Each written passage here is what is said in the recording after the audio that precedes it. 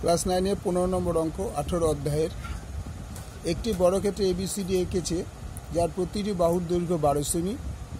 আমার বোন পাশের ছবির মতো ABCD বিন্দুকে কেন্দ্র করে 6 সেমি দৈর্ঘ্যে ব্যাসার্ধের 4টি বৃত্তচাপ এঁকেছে, কিন্তু কিছু জায়গায় নকশা এঁকেছে। হিসাব করে দেখি নকশা ও পরিসীমার ও ক্ষেত্রফল কত।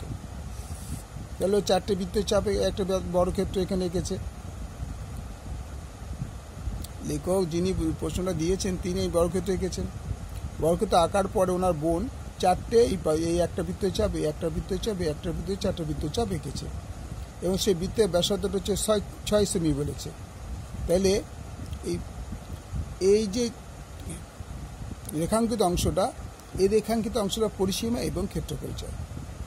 তাহলে ABCD বর্গক্ষেত্রে প্রতিটি বাহুর দৈর্ঘ্য 12 সেমি বলেই দিয়েছে, 12 সেমি। তাহলে ABCD বর্গক্ষেত্র হল 12 স্কোয়ার বর্গ সেমি, তার মানে 144 বর্গ সেমি।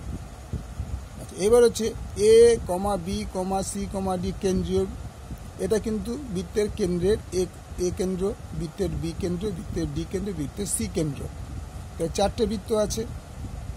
তাহলে প্রতিটি বৃত্তের ব্যাসার্ধ হচ্ছে 6 সেমি, আর ইকুয়াল টু 6 সেমি। তাই 4টি বৃত্ত করার ক্ষেত্রফল আগের অঙ্কটার মতোই আমরা জানি যে কি 4টে যেহেতু 4, 90 ডিগ্রি 360 ইন্টু ক্ষেত্রফল। এটা হচ্ছে 4টে বলে 4 দিয়ে গুণ করা হয়েছে। আর বৃত্তচাপটা হচ্ছে 9, একটা যে কোনো একটা বৃত্তচাপ। যদি MN বৃত্তচাপের কথাটা আমরা ভাবি, তাহলে MN বৃত্তচাপের কথাটা এখানে তো আমি লিখে দিচ্ছি। হিসাব মতো হচ্ছে MN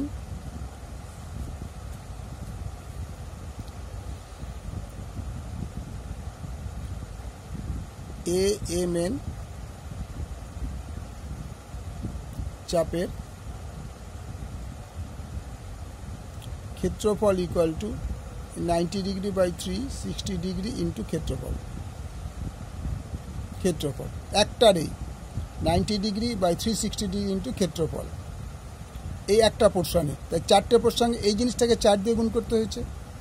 4 ইন্টু 90 বা 360, এটা 360 ইন্টু ক্ষেত্রফল পাই আর স্কোয়ার। এখানে কিন্তু ক্ষেত্রফল কথা লিখলাম, ক্ষেত্রফল। এটা হচ্ছে একটা সেফ AMN চাপের। তাহলে এখানে 1, 2, 3, 4টে চাপ আছে। 4 দিয়ে এই একটাকে 4 দিয়ে গুণ করা হলো, কারণ একই মাপ। এটা যা হবে এটা দাও, এটা একই মাপ হবে। 4 ইন্টু 90 বা 360 ডিগ্রি। তাহলে কাটাকুটি করলে এখানে 1/4 হয়, 4 কেটে গেলে পাই আর স্কোয়ার বর্গ সেমি। তাহলে 4টে বৃত্তকলার ক্ষেত্রফল আমি পেয়ে গেলাম। বৃত্তকলের ক্ষেত্রফল 792/7, ভগ্নাংশে নিলে 113.14 বর্গ সেমি। এবার হচ্ছে রেখাঙ্কিত অঞ্চলের ক্ষেত্রফল। পুরো 4টে ক্ষেত্রফল আমরা পেয়েছিলাম 113.14, আর এর ক্ষেত্রফলটা ছিল বর্গক্ষেত্রের ক্ষেত্রফল 144।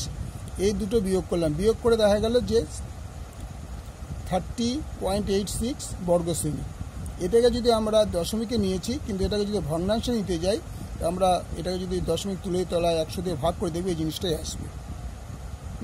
উত্তরের অ্যান্সার এটাই আছে, কিন্তু ভগ্নাংশ আমরা দশমিকে করেছি ফার্স্টে, তারপরে এটাকে তুলে তোমরা 10 দিয়ে ভাগ করলে 100 দিয়ে ভাগ করে দেখবে এই জিনিসটাই আসবে। তারপরে প্রতিটি বৃত্তের ব্যাসার্ধ সমান। তাহলে এখান থেকে এটা একটা বিশ্ব, এই বৃত্ত দিয়ে একটা ব্যাসার্ধ হবে AM একটা ব্যাসার্ধ। এই পাশে যে বৃত্তটা BM বা MB একটা ব্যাসার্ধ।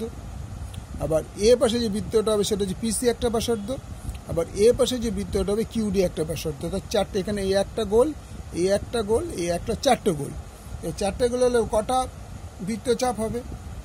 তো বৃত্তচাপগুলো হচ্ছে এটা MN বৃত্তচাপ, এই বৃত্তচাপ NQ বৃত্তচাপ, PQ বৃত্তচাপ, MP বৃত্তচাপ।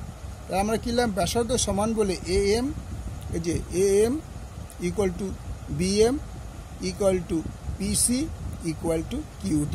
অর্থাৎ 4টে বৃত্তের ব্যাসার্ধ আমরা ইকুয়াল টু করেছি, সেটা ইকুয়াল টু 6 সেমি বলেই দিয়েছি। বৃত্তের ব্যাসার্ধ 6 সেমি। আর বৃত্তচাপ কি আছে? MN equal to NQ equal to OP equal to PM। অর্থাৎ 4টে বৃত্তচাপই সমান। তাহলে একটা বৃত্তচাপ সে একই ফর্মুলা চলে আসবে। একটা বৃত্তচাপের ক্ষেত্রফল কি দাঁড়াবে? 4 × 90/360 ইন্টু পরিধি, এখানে ক্ষেত্রফল ছিল বলে এখানে বলছি এটা কিন্তু পরিসীমা বার করবো। তাহলে 90 ডিগ্রি বা 360 ইন্টু পরিধি, আগেরটা কিন্তু ক্ষেত্রফল বলেছিলাম, কথা যে মনে রেখো। ফর্মটা একই রকম, একবার যখন ক্ষেত্রফল তখন ক্ষেত্রফল কথা লিখতে হবে, আর যখন পরিধি তখন পরিধির কথা লিখতে হবে। এই 4টি বৃত্তচাপের পরিসীমা 4 × 90/360 ইন্টু পরিধি। তাহলে এটারে কেটে গেল, 4 হয় 4 নং 36, 4 4 কেটে গেল, শুধু পরিধি হলো। এই পরিধি ফর্মুলা কী আছে, 2πr, 2π লিখলাম, আর কত বলেছে 6, তারপর 2π × 6 গুণ করে 6 12π সেমি।